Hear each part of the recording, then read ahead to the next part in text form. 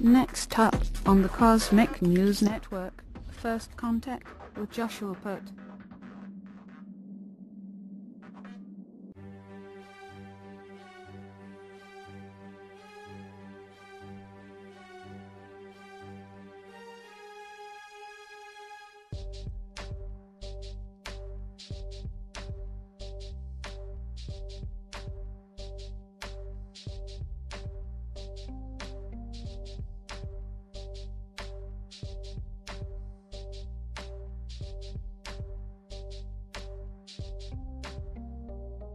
Good morning, Earthlings.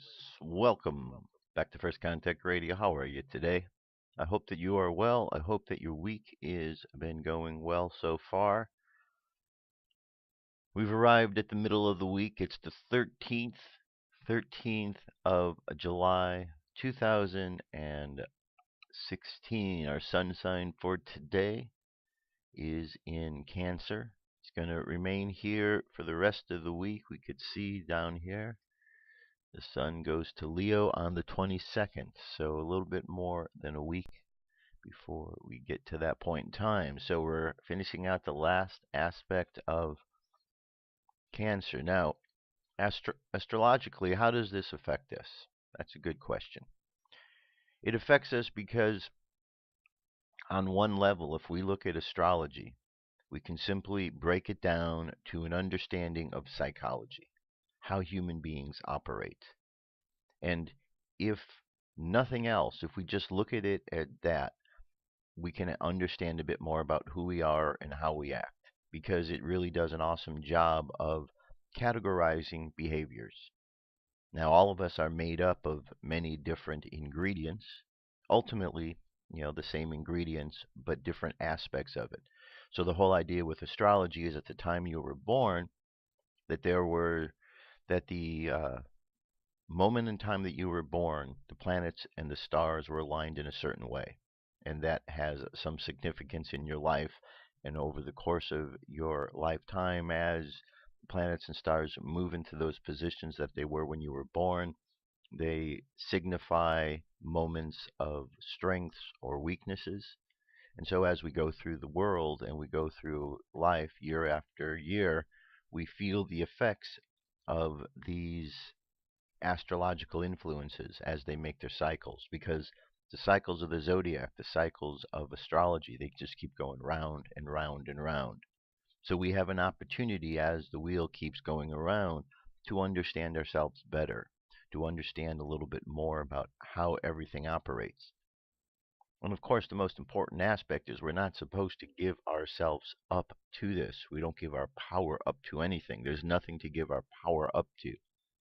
We simply look at it as a system in place that is in effect operating, and that we are part of this particular system. And if we understand that, then we can have an understanding of how we are operating, why we're doing the things we're doing. Are we affected by something that is going on cosmically? Well, it certainly seems like it, because large groups of people are affected every single day by the astrological influences for one reason or another. So we can see that there's some validity. So if we look at astrology simply as a weather pattern, simply as understanding what is the pattern of energy that is moving through life at that particular moment, it helps us to understand how we can work with that energy. So when we're in this period of time we're in right now, where we're dealing with a sun sign that is all about our emotions, our conscious mind is now having to deal with emotional ideas. If we look in the world and we see where the emotions are, and we understand the ways in which we can protect ourselves from these emotions, then we find ourselves more effective. Our moon sign right now is in death. It's all about emotions as well, and this card represents the death of an emotional state. It's not a physical death, it's an emotional death. But when we have emotional deaths, sometimes it can seem very intense, as if it is something more than just an emotional expression. So we're dealing with a lot of emotions today, emotions that we need to protect ourselves from, because emotions can push our buttons in ways that we don't want to have them pushed. We can see examples in the world as we look around of events that are pushing our emotional buttons.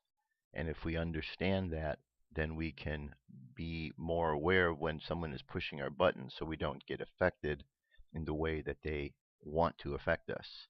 Does it make sense? It should. I hope it does. I hope it does indeed.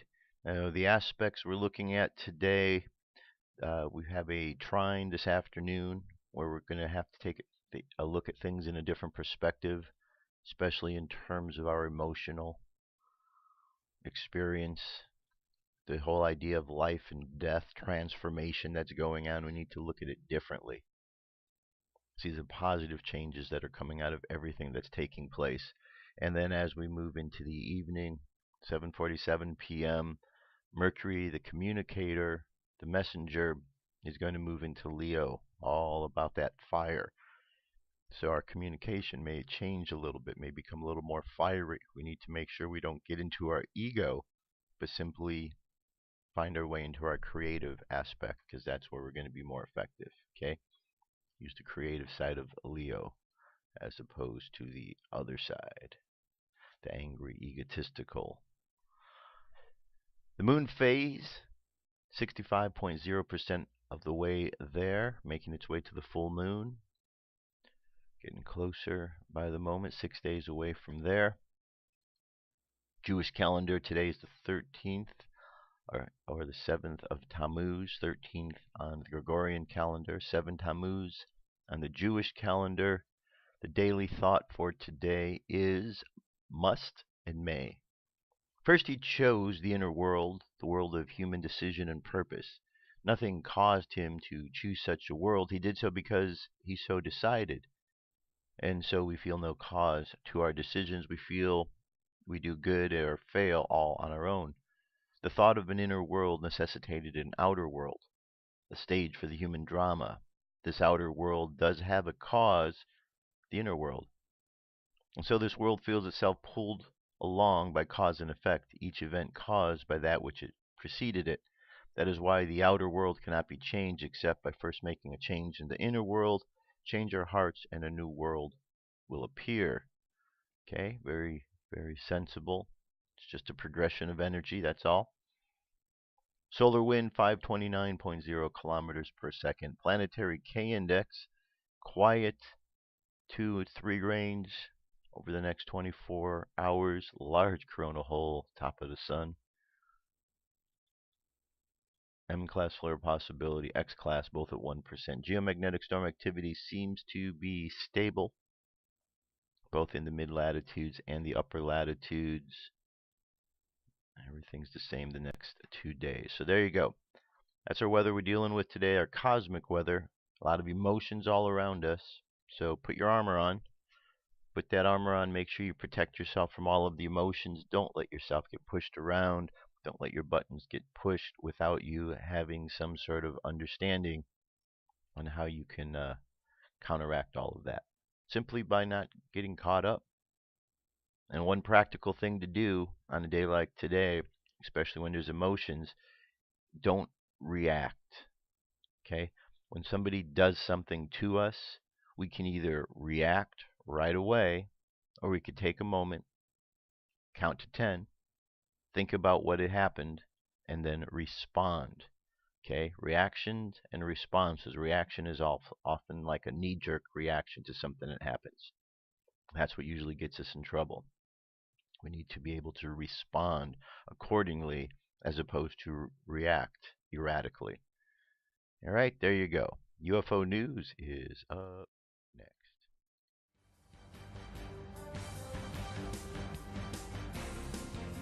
This is the UFO news with Joshua Poet.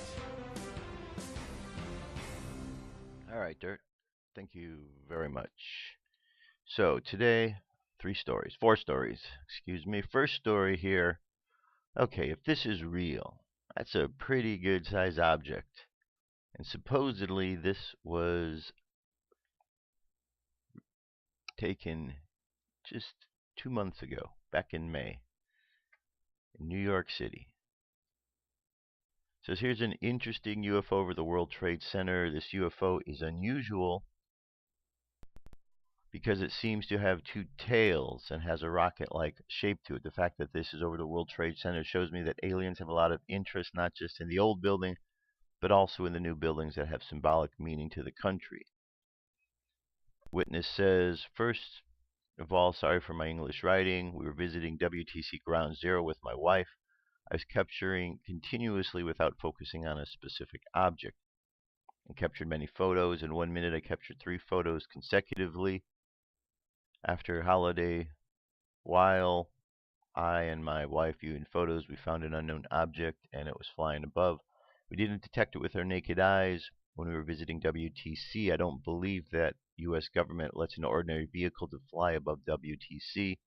Maybe this is an undetected vehicle, or it was a made in the USA UFO.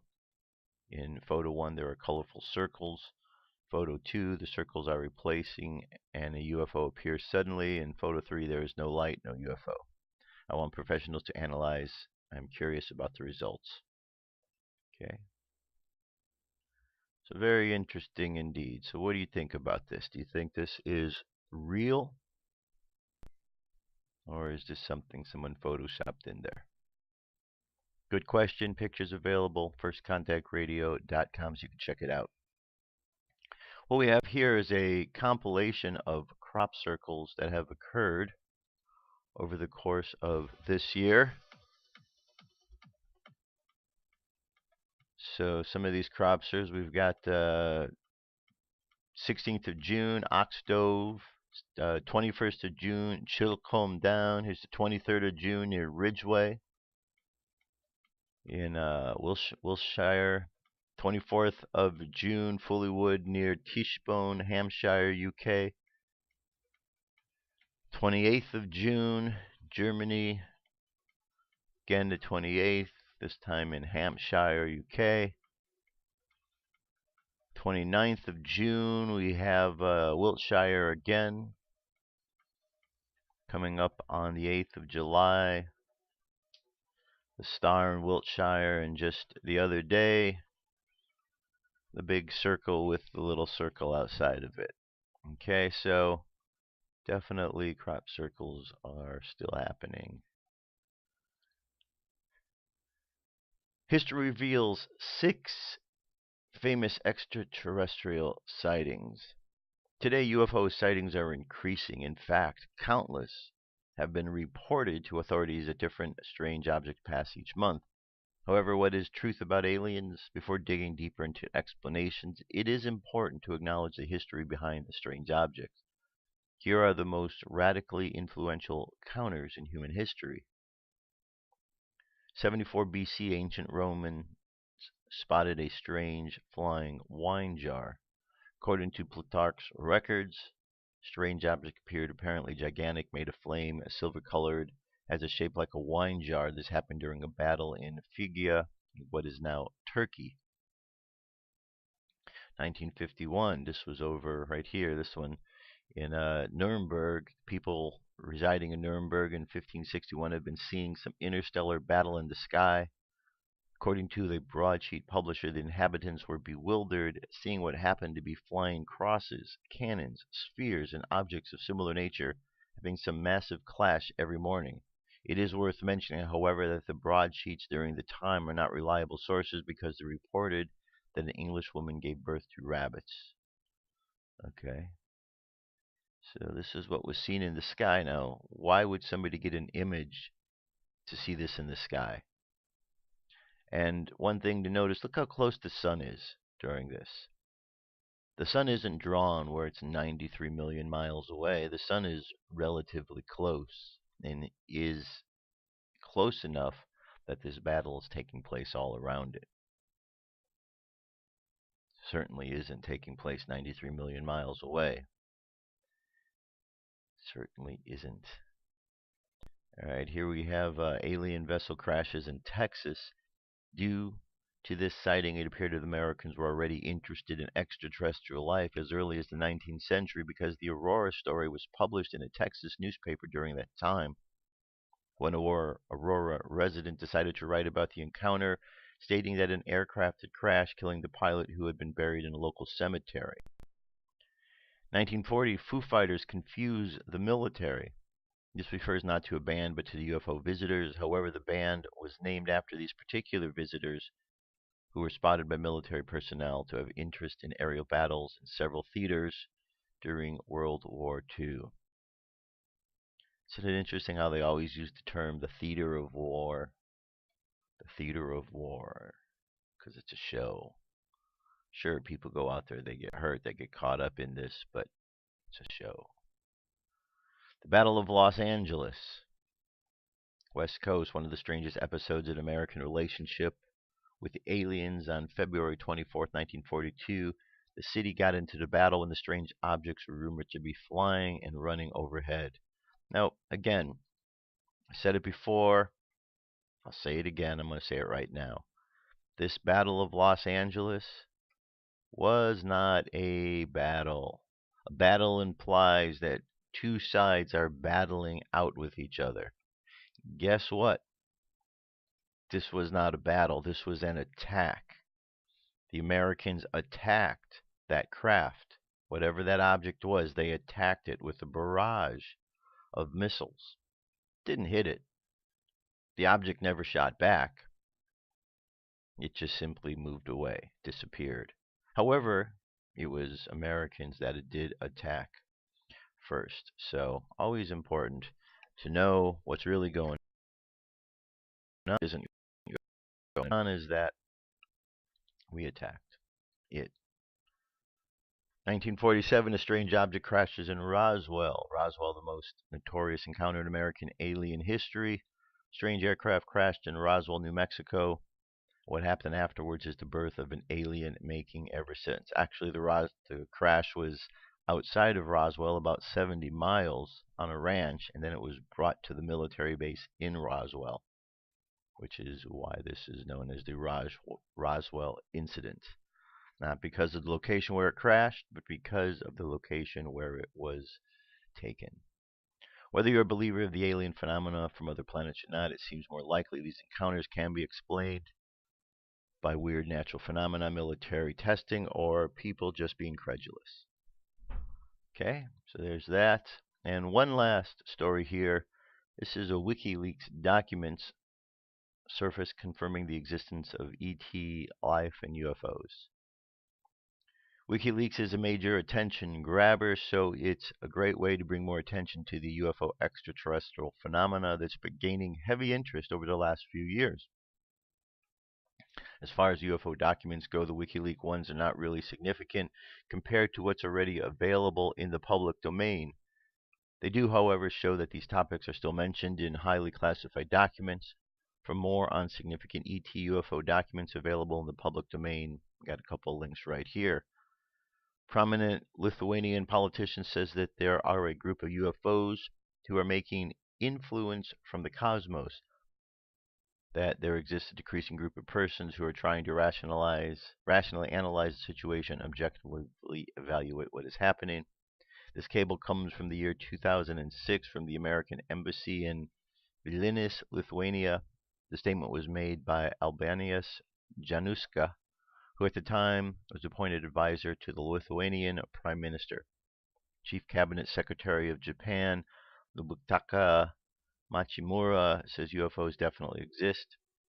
This is a cable from Japan that shows how the Chief Cabinet Secretary was unhappy with the government's official view rejecting the existence of UFOs. This document goes on to describe how he stated in a press conference that I am sure that unidentified flying objects exist, otherwise it is impossible to explain the Nazca lines in Peru, isn't it? He also states that the government has offered only a boilerplate response to its formal statement regarding UFOs. All right, so more to this. Let's see what else it says here. So on January 13th, Ambassador Dushabi Mayor and Chairman of the Sapra House of Parliament, Mumahashad Ubaduliov, and his parliamentary office. The mayor began the meeting with a lengthy discourse on Afghanistan, thanking the United States for its contributions and sacrifices there, and saying that U.S. activities were very important as we enter the third millennia of the 21st century. He thought that the main task there was to build a sense of national identity among ethnically disparate groups and said the United States was an example for this. He noted that war is very dangerous and said we know there is life on other planets, but we must make peace here first. Okay, so there you go. That is our UFO news for today. We must make peace here first. Who would have thought, right? Got to make peace here first. Who would have thought? Anyway, I'm going to jump away. I'll be back. Stay tuned. What if our government was responsible for some of the greatest crimes against this nation? Would you really want to know? These are big questions, but these questions deserve answers. It's time to demand the truth. People shouldn't be afraid of their governments. Governments should be afraid of them. 9/11 was an inside job. Kennedy was killed by the CIA. Jimmy Carter saw UFO. Answers to secrets you need to know. So wake up, wake up, wake up, wake up. Wake up, wake up, wake up. Wake up, wake up, wake up, wake up. Wake up, wake up, wake up.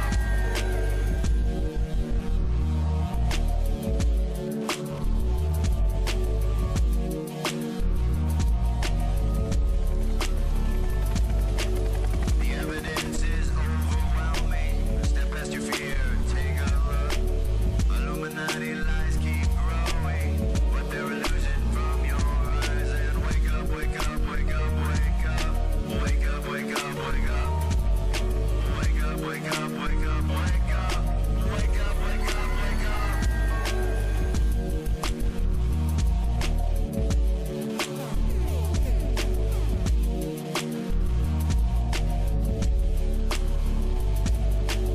What would our founding fathers say if they were alive today? Must be turning in their graves. Redcoats are coming, big brother's watching. Wake up, wake up, wake up, wake up. Wake up, wake up, wake up. Wake up, wake up, wake up, wake up. Wake up, wake up, wake up. What if I land and two if I see? And I and the opposite shore will be. All right, let's move on. Let's continue on.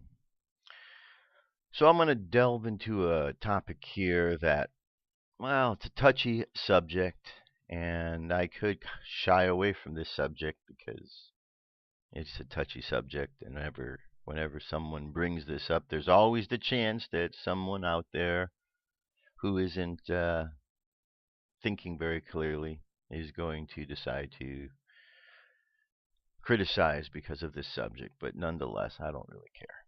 I'm tired of dealing with this subject in the world. I know a lot of people are, so let's jump into it. The subject is racism. Racism. This is the Webster Dictionary definition. Let's look at a couple of them. Racism. Poor treatment of or violence against people because of their race. Okay? Poor treatment or violence against people because of their race. The belief that some races of people are better than others. Okay, I want you to remember that. A belief that a race is the primary determinant of human traits and capacities, and that racial differences produce an inherent superiority of a particular race. Racial prejudice or discrimination. Okay, so let's go over here and let's look at Wikipedia. Racism, a product of complex interaction in a given society of a race-based worldview with prejudice, stereotyping, and discrimination. Racism can be present in social actions, practices, or political systems that support the expression of prejudice or aversion and discriminatory practices. The ideology underlying racist practices often include the idea that humans can be subdivided into distinct groups that are different in their social behavior and innate capabilities that can be ranked as inferior or superior. Racist ideology can become manifest in many aspects of social life. Associated social actions may include xenophobia, otherness, segregation, hierarchical ranking, supremacism, and social phenomena. While race and ethnicity are considered to be separate in contemporary social science, The two terms have a long history of equivalence in popular usage in older social science literature. Ethnicity is often used in a sense close to one's traditionally attributed to the race, the division of individual human groups based on the qualities assumed to be essential or innate to that group. Racism and racial discrimination are often used to describe discrimination on an ethnic or cultural basis, independent of whether these differences are described as racial. According to United Nations Conversation, there is no distinction between the terms racial and ethnic discrimination. The UN Convention further concludes that superiority based on racial differentiation is scientifically false, morally condemnable, socially unjust, and dangerous. There is no justification for racial discrimination anywhere in theory and practice. Today, the use of the term racism does not easily fall under a single definition. It is usually found in, but usage is not limited to the law, the social behaviors, humanities, popular culture, etc., etc., etc. Okay, it says in the 19th century, many scientists subscribed to the belief that the human population can be divided into races. The term racism is a noun describing the state of being racist. For example, subscribing to the belief that the human population can be classified according to race. The origin of the root word race is not clear. Linguists generally agree that it comes to the English language from the Middle French, but there is no such agreement on how it came to the Latin-based languages. Okay, so you get the idea, right? Look, there's many people here on the planet. Many different races. We call ourselves races of individuals, groups of people. There's the white race, there's the Asian race, we have the Caucasians, the Asians, the African Americans, the Native Americans, on and on and on. We have all of these different races of people, groups of people. Now we could say, oh, that's racist to divide things up into groups. Really? Really? Is it really racist to divide things up in groups? Then we've got a big problem. Because, see, when we look at things and we observe with our eyes, part of the first process of organizing anything is to observe and then organize according to things that are similar to it. Okay? If you were to take out a box of crayons and you were to organize them by color, by major colors or minor colors, whatever it is, you're organizing. Whatever you're doing, if you go to a car dealership and you have cars that are different types of cars, you're organizing them according to the types of cars, just like people can be organized according to the type of people they are. The problem is when one group of these individuals think that their whole race is superior than another group.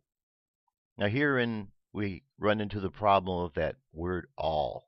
When we start using the word all to say all of one particular race behaves this way, that's when we run into problems.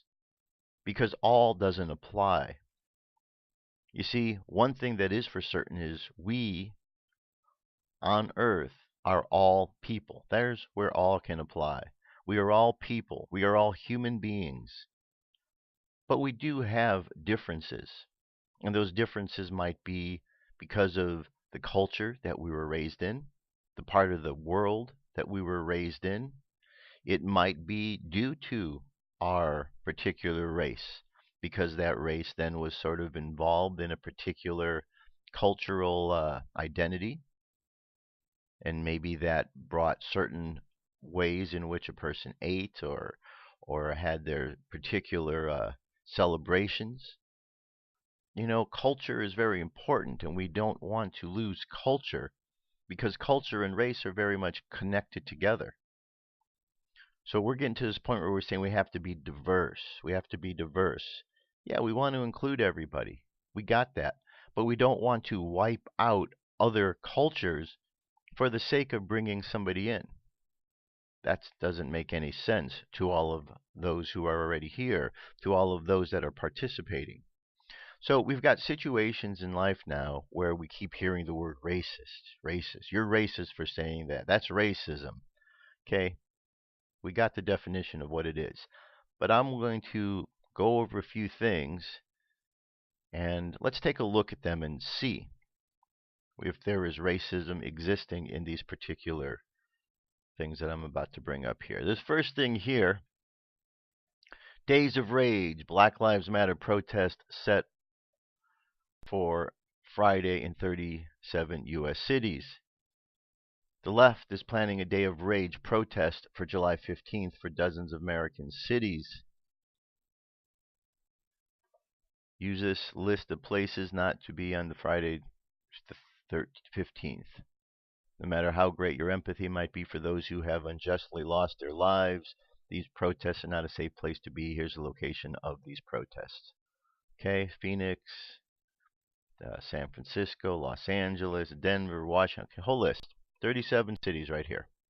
37 cities where a group who's referring to themselves in their name, Black Lives Matter, is going to these cities to protest because they want people to know that their organization, Black Lives Matter, is a special organization, needs to stand out because we need to recognize that their Black Lives Matter. And if we say all lives matter, oh, how wrong we are. So that group itself, by definition of what they're doing, is acting racist. They're acting as if they are superior to all other races because they don't want to use the term to include all races. All people are matter.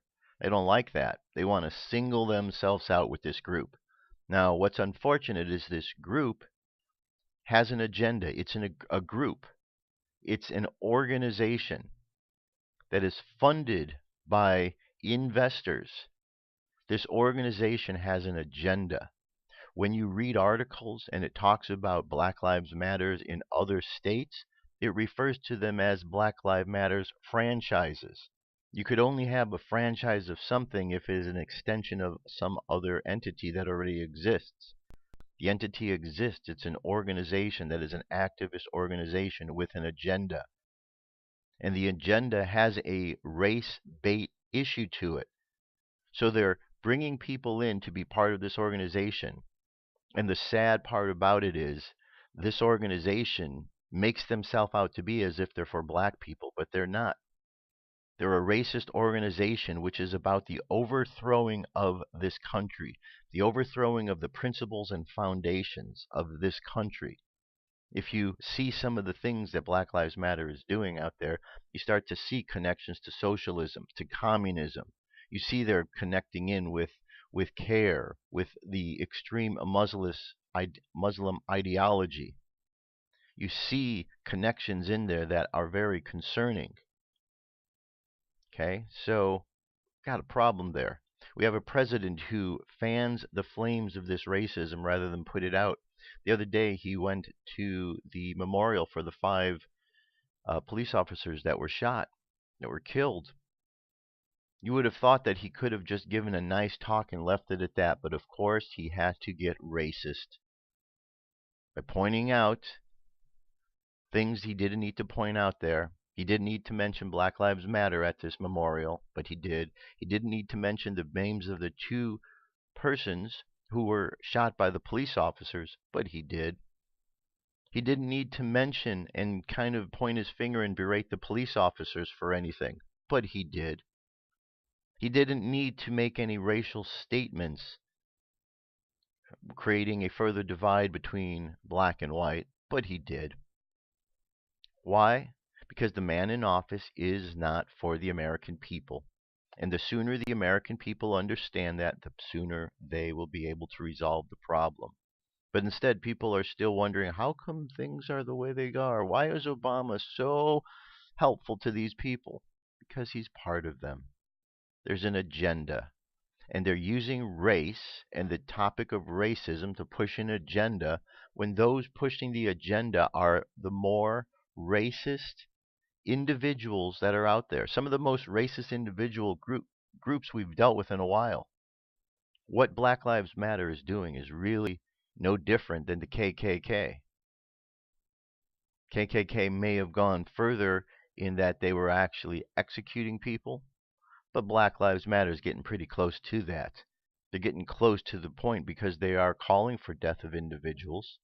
There were 5 officers that were shot, all surrounding an event that occurred. We have individuals from Black Lives Matter which are making statements that are very divisive. There's now rumors that in Russia they've added Black Lives Matter to their terrorist watch lists over there. That's something they want to confirm if that's right on, but other countries are seeing this and realizing that there's a problem. Yet here in America, we're so caught up in this racial divide that we're afraid to point out the issues. And when we do, we're only told that this is wrong. Apparently, facts are racist because facts have come out showing the real statistics of crime in this country. So we have a false narrative going on that is being pushed by the media and pushed by Black Lives Matter. And when they actually are presented with the factual information, all they can do is continue to criticize. Fact of the matter is, more whites are killed by cops than blacks. But you may say, oh, but there's less blacks. There's only 13% in the country, so that percentage is higher. Maybe is by population, but nonetheless, the number 600 is larger than the number 300. So the amount of persons, the amount of bodies, the number is higher. That means there's more that are being killed.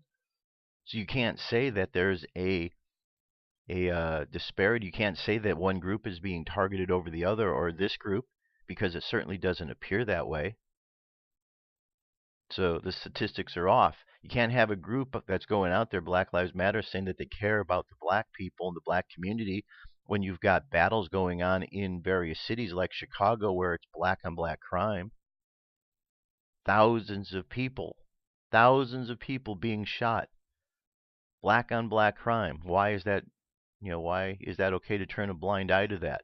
Because some blacks got killed over here by the police officers? And then people get all emotionally charged up about this. Oh, these gentlemen, they got killed by the police officers. Sad that they got killed that way. There was something that went on in there. But you know what? I don't know the whole story, and probably you don't either. I do know that in regards to the one story of the guy in the car, that the police approached that car thinking that he was a suspect from a robbery, an armed robbery. I do know that the other gentleman who got shot in front of the car had a 12-year criminal record, which include pedophilia, which include burglary, which included him having a gun. So I'm pretty certain that when the officers approached him, they knew who he was because he had a 12-year record, and they knew that they needed to be cautious around him. So other than that, I don't know all the stories, but I know there's more to it than what I'm told. And I'm not going to allow my buttons to be pushed to say, oh, look, somebody of the same skin color as me got hurt. Now I need to go and protest. Because when you do that, you know what that is? That's called racist. That's what racist is. When you have individuals jumping up saying that they're supporting this guy simply because he's the same skin color, that's when you get into an area where you're thinking you're better than everybody else. When you start denying the fact that you can't look at this issue of crime because skin color is in the way, because there's a disproportionate amount of guys that are going to jail that are black. Well, guess what? Quit doing the crimes then. Bad people exist in every community, in every race. Some races commit more crimes than others. Why? Maybe it's the culture they're brought in. Maybe it's the upbringing of their family. There could be a number of factors. But we can't turn a blind eye to and pretend it's not existing. Margaret Sanger, who started Planned Parenthood, you know why she did that? To exterminate blacks, to kill black babies. So why isn't Black Lives Matter out protesting against Planned Parenthood? Why aren't they out there? Because they're killing black children. Black babies. Why aren't they protesting? Why isn't Black Lives Matter in the inner city protesting in Chicago? Because they are a political agenda, and all they are trying to do is push the buttons in a political arena without really addressing an issue.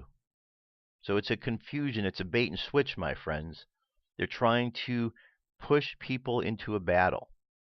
But others are seeing this, so it's not it's not something that's going through without people seeing and being aware. Here is an article. Lawsuit. Obama holder Farrakhan for inciting violence. Activist lawyer Larry Klayman has filed a complaint in federal court accusing President Obama, Louis Farrakhan, Eric Holder, Al Sharpton, and Black Lives Matter leaders of inciting their supporters to engage in threats of and attacks to cause serious bodily injury or death upon police officers, Jews, and Caucasians. The action filed in U.S. District Court for the Northern District of Texas follows the sniper attack on police officers in Dallas, in which 5 dead and 7 more were injured. Klayman, a former prosecutor for the Department of Justice, founder of Judicial Watch and Freedom Watch, and a former U.S. Senate candidate in Florida, filed as lead plaintiff. It's time that law enforcement, such as the plaintiffs in this case, including myself, come forward by peacefully attempting to use the legal system to redress the incitement, threats, and killings provoked by the defendants in this class action suit. I am hopeful that I will be joined by other law enforcement to join in the suit. For too long, law enforcement and others, including white and non-white Jews and Christians, have remained silent, scared to speak and act for fear of being branded racist, over the fear of being threatened and harmed by the defendants and their accomplices. This must stop, and justice must be done to preserve the integrity of our great nation and to avoid an all-out race war that will destroy the freedom that our founding fathers dedicated their sacred honor, their fortunes, and risked their lives for, he said. The defendants, including Obama, the Nation of Islam leader Farrakhan, former Attorney General Holder, and National Action Network Chief Sharpton. Defendants, each and every one of them, jointly and severally conspiring or acting in concert, either expressly or otherwise, are inciting and causing seriously bodily injury or death to police officers and other law enforcement persons of all races and ethnicities, Jews and Caucasians, the complaint stated. In a classic form of illegal incitement to imminent violence of an angry mob, the defendants acting in concert, and each of them are inciting the imminent serious body injury and killing of police officers and other law enforcement persons at the race and ethnicities. Klayman wrote, the Black Lives Matter movement repeatedly has staged protests, sometimes violent, when black men are injured or killed in confrontations with police. 2 incidents happened last week in Minnesota and Louisiana. The investigations are ongoing. Obama repeatedly has advocated for black criminals against police. He bluntly accused police of stopping blacks and Latinos in America disproportionately. Defendants incite people to violence and cause violence by telling these people that they are under attack. Defendants are encouraging disaffected blacks and black Muslims to ignore, disrespect, and assault law enforcement officials and commit violence and lethal force, wrote Klayman. Klayman alleges in the complaint the results are evident. All right, a lot more to the article. I'm going to leave that for you to read. I just want you to know what's going on out there. Now, you want to call me racist? I guess that's up to you. I don't believe that the white race is better than any other race. I don't believe any race is better than any other race. I believe that we're all in this together. Our United States Constitution says we the people. Our documents refer to us as being equal. All men are created equal. Men, women, children, we're all equal. We're all created by the same Creator. We may argue over the name of the Creator, of the name of the helpers that the Creator has sent, but we're all from the same divine source, because there ultimately is one source if you continue to follow the energy back to its source. We need to stop fighting. We need to stop realizing that we are all special. But while we're all special, we have to stop acting and wanting to portray ourselves as some sort of special snowflake that needs to stand out for everyone to see. We need to stop using victimization in all the different ways that we're using it in order to make our way through life. We're not victims. That's a mentality that is thrust upon us by the media. Nobody should be a victim. Nobody should be caught up in this racist ideology that's going on. But it's happening. And it's going to continue to happen. And this is, unfortunately, one of the themes we're going to be seeing over the course of this election process. You know, Monday starts the Republican convention. They're going to be making their journey out there over the course of this weekend. So a lot's going to be going on. We have groups going out to Cleveland from the bikers that are going out there to protect Donald Trump. We have groups from the New Black Panthers that say they're going out there, not going to get a permit because they don't believe in that process, and they're going to take guns. They're encouraging all their members to arm up. So they're already going out there looking for problems. You have Black Lives Matter, which is going out there planning on doing some sort of protesting as well. You have all of these groups that are against America and against wanting us to move forward as Americans past our problems. They're trying to pull us back into it. You watch this term racism, and this concept of what's going on is going to be happening through the rest of this process. A friend of mine, about a year ago, brought it up, said that this is what he thought this election was going to go on, race. And here we are, and he's absolutely right. So we can either get caught up in it, we can either buy into it. Somebody decides to say, you're racist. Big deal. Doesn't mean anything anymore. Doesn't mean anything anymore. We hear that word thrown around so much. It's just a thing to try to deter people from dealing with issues. We need to deal with issues. We're all here together. I know I keep going over the same thing, but guess what? Sometimes when we behave like children, it's because we're not listening to what is being talked about in the world that makes sense. So we need to be repeating things over and over, especially when they're important. And it seems as if we need to repeat over and over a lot of these things. Now, here's a story for you. I want to bring this link to your attention. This was a mother who was shot during the ambush in Dallas. It's a 5-minute video. Thing about the video is this. This woman went to this rally. She went there with her children. She was part of it. And during the course of the event, once the shooting started, she said that she got hit. Her children were there. She got there. She was protecting her children. And then an amazing thing happened. The policeman, who she was there to participate in this whole process and the protest, the policeman suddenly surrounded her and protected her and her children during the course of gunfire. And she said that she was just so amazed and couldn't believe how they had no care for their own lives. All they seemed to care about was protecting her and her children. And it changed her outlook on them because she realized something different, that there's a false narrative being pressed in the world. Is there an issue out there with brutality? Yes. Is it limited to the police? No. We have brutality in the military. There's certainly in the police, but we have plenty of brutality in everyday life. And we have plenty of brutality within the individual races and how in different communities people are brutalizing each other. So it's not something that we can say this race is brutal. We're all being brutal. We have to stop that. We have to take a look at things from a different perspective. And when we do, we start to realize maybe things aren't the way that we've been led to believe that they are. Okay? Now, one of the things that I've discussed in the past is the lifetimes that we live here on Earth.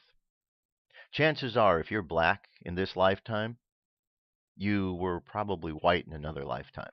And if you're white in this lifetime, chances are you were black in another lifetime. Same goes with Hispanic and Asian or Native American. Chances are, whatever you are in this lifetime, you weren't in a previous one. You were something different. So those who are in this lifetime complaining about slavery that are black, guess what? You could have been white during the time when slavery existed.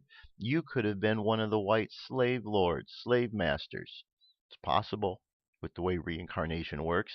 And those who are white this day could have been blacks back then. You could have been the slaves. Things could have been completely reversed. And this is an opportunity to see how we might act if the roles are reversed. It's possible. So we need to get off our high horse about how we're all different and realize that we're really more similar than that. And when we do, we start recognizing ourselves in others out there. That leads to this article here about how to recognize a twin soul. It says, with the continuous expansion throughout the spiritual journey, there is the possibility that we may come across the one person who understands the core of our soul. It's as if we both possess the same soul, just in two separate bodies. You may foresee this as some form of fantasy. Evidence suggests otherwise, as have many who have met the twin soul and recall past life instances. Evidently, it is rare to meet your twin soul on Earth.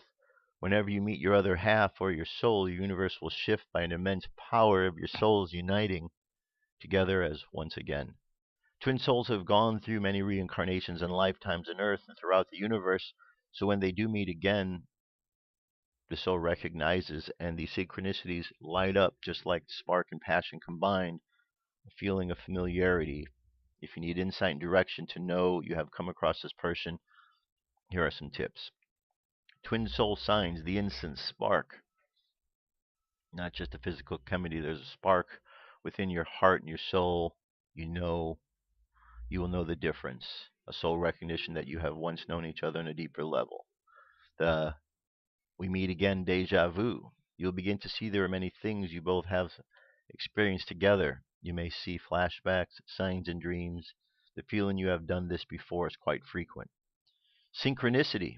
There will be endless synchronicity, a sense you know we're each other's very well and end up finishing each other's sentences. And comfort, there's a stability, sense of security and trust with them you have never felt with another or anyone. So, in order for us to even get to this place where we are connecting with others, we need to stop fighting. We need to stop arguing. We need to understand that the fighting, the arguing, the dividing that is going on is literally what is keeping us apart. And that by putting that aside, by trying to find the commonness with who we are, we will start connecting in with not only the twin souls of whose souls we are deeply connected, as part of the same whole, but we'll connect in with many souls that we've interacted with over the lifetimes.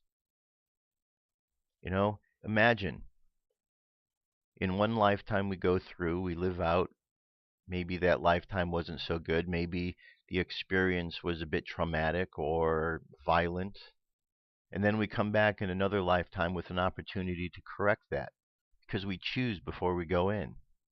We get to choose what lessons we want to learn. So, even though we see great division,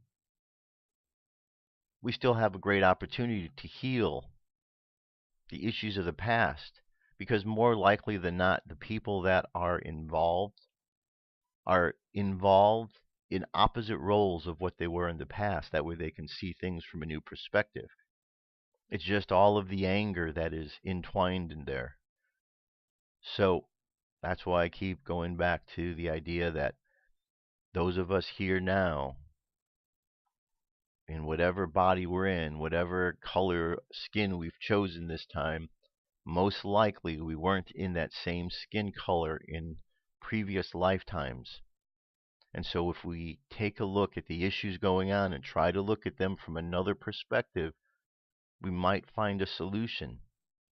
Because who we are now is not necessarily who we are then, but we're only going to find out truly who we are if we can separate, get rid of the differences, find the unity. Because by finding the wholeness and the unity in life, we're actually finding it in ourselves, because it all starts with us. It starts with each and every individual going into ourselves, becoming whole, so that the expressions we put into the world are whole, and the ones coming back to us are whole as well. It's not that difficult. It really isn't. We make it seem like it's much more difficult than it is, because we like drama. We like drama. All right, here's a message from Archangel Gabriel. Here we go. Archangel Gabriel Daily Message -- Tuesday, July 12th, 2016 by Shelley Young. Dear ones, if you wish to make positive changes in your life and you hesitate because you think you have to be 100% perfect at it, or devote huge chunks of your time to your practice, please think again. Even incorporating 5-10 minutes of some form of self-awareness and alignment into your day can start to create some very noticeable shifts. Let us give it to you in a way that will be easy to understand. Think of rechargeable batteries. You only have to put them on the charging station for a short period of time in order for them to work well all day. That is exactly what your alignment does. It recharges you, it reconnects you, so you can be of peak performance for the rest of your activities. Please know there are many options between the extremes of all or nothing that will serve you well. Your intention to connect and support yourself through alignment with Source, however that feels best to you, is really the biggest step. Ease into it. Make it enjoyable, rather than another chore to do throughout your day. Don't pressure yourself or judge it, but do try to make small consistent efforts. If you do, you will find yourself looking forward to those moments, and also start noticing the difference it makes in your life, and before you know it, alignment will be your preferred state because it feels so good and supports you so well. Archangel Gabriel. Alright, nice message. Let's get to our meditation for today. So close your eyes. Take a deep breath. Exhale. Take another deep breath. Exhale. Now just imagine looking out across the earth. And as you do, you see a variety of people and a variety of colors. Blacks, whites, reds, yellows, browns. You see all of these varieties of people all interacting. And as you see them, sometimes you see some interacting nicely together and others not so much. And as you do, you think about a box of crayons. And you think about how in a box of crayons there are many different colors. And all colors are necessary to make a picture. For life is filled with subtleties. Subtleties of all colors. And therefore all have importance and significance. And so as we contemplate this and think about this and look around at the world, we start to see past the color of one's skin and we start to see deeper. And as we do, all we see is energy. We see beings of energy running around, affected by other energy. And as we continue to step back further and further, we see this energy connected to something outside of this earth. And as we follow this energy, we see that it moves through dimensions in space and time, ultimately to a single source, an ocean of spirits, and we are simply drops of spirit expressing itself throughout various phases of density. And so as we bring our attention back from out in the cosmos, slowly back to Earth, we see past the colors of the individuals and recognize them not as differences, but as similarities, in the same way that all crayons within a box are part of the same similar idea. tools necessary to create a picture.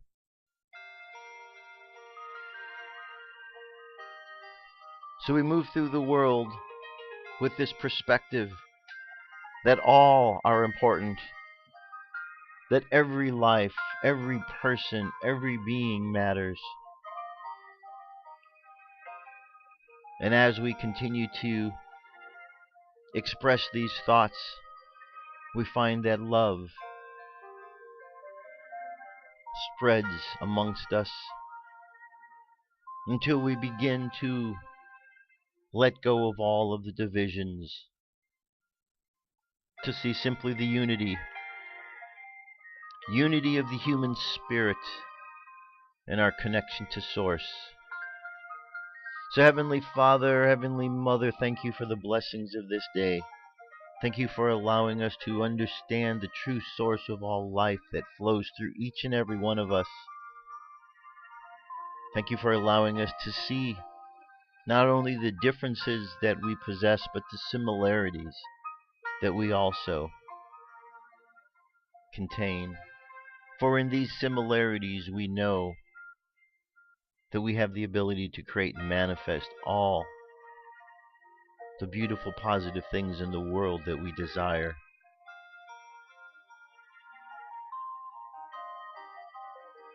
So let the subconscious mind continue on this journey of observing.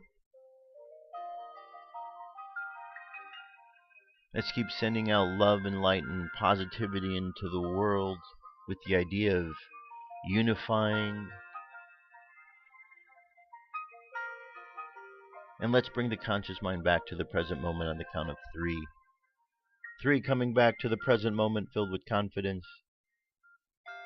2 coming back to the present moment filled with faith.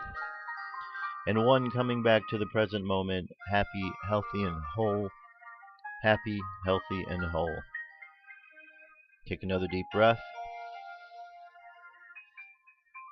Exhale. And open your eyes. That's it, my friends. That's the show for today. You know, I wasn't going to go on to the topic of racism for as long as I did. It's a big topic. So, it is what it is.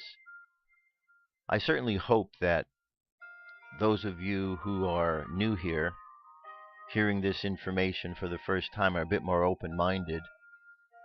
I know that those who've been watching the show for quite some time, I know where your minds are and your heads are because you send me your comments. So